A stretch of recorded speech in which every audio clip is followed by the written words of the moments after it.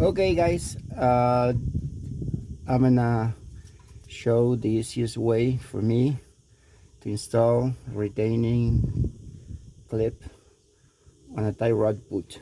First of all, we put lots of grease everywhere. Here, the retainer clip, on the strips, everywhere. Next, very easy. Go like that, push up, let this one go, retain here and go with this one around and up, around and up, again around and up. There we go. One more turn, around and up. We keep on pushing up and around and up. One more turn, around and up, and that's it.